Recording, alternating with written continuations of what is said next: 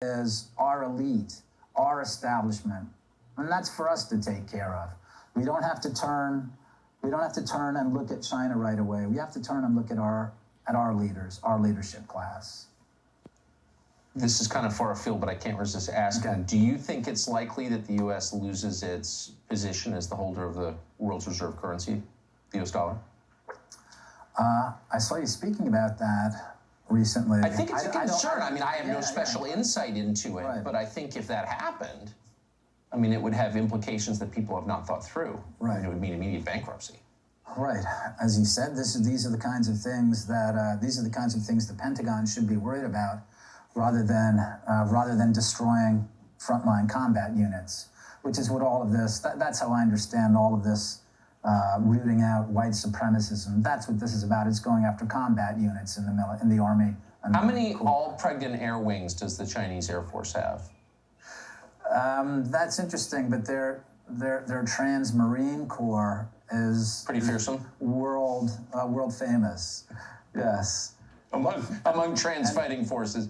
The trans fighting force, and they make a mean dim sum too. Hopefully, we never get to a place, things change quickly, we should always remember that, but we never get to a place where we're assessing the actual strength of the Chinese military relative to our own. That you've already entered disaster if you're doing that. Right. But the last time, we had a hot war with the Chinese, of course, in 1950 in Korea. Right. The Battle of the Chosin Reservoir was against regular Chinese forces. MacArthur didn't see it, but they were there. And one thing we learned is they're pretty ferocious, actually. Right. Yeah, we don't want to get to that place. We don't want to be there. And so, I'm not saying that we should. When I was talking before about Russiagate, how that put responsible American policymakers in a bad situation where they had to show toughness toward Russia. I don't think we want to get there with China right now. We have to show toughness with China. We have to defend Taiwan as though it's Staten Island. I'm not saying that we need to start ramping up that rhetoric or start preparing for that. Again, right now, I think that the big American struggle is with our own elite, which is basically at this point under Joe Biden an occupation government. That's our problem. Tell us what you mean by that. What I mean is, if you look at the different ties, if you look at the ties again between Biden administration and Biden first family, their ties to China, and then if you look again at the larger structure about the American elite, they are the head of what's effectively an occupying power, right? Their wealth, power, and prestige comes from their relationship with the Chinese Communist Party. It's not about the United States. On whose behalf are they governing, right? Joe Biden. The first thing was to knock out the Keystone Pipeline. Why? Who is this helping? Again, going after combat units in the American military. Who is that helping? Why do they want to weaken the American military? I'm not saying that they're taking direct orders from Beijing.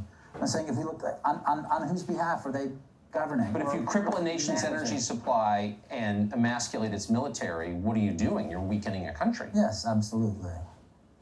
Right. I'm not saying this is being whispered to them by higher-ups in Beijing, but there's no other way to see it. If you make a country depend on foreign oil from dangerous places, and if you neuter or ungender its combat units, what are you doing to a country? You make it vulnerable. What are you doing when you drive a country crazy, and when you drive it indoors, and when you put mass on it, and when you destroy its economy, which is what we've seen over the last year with COVID.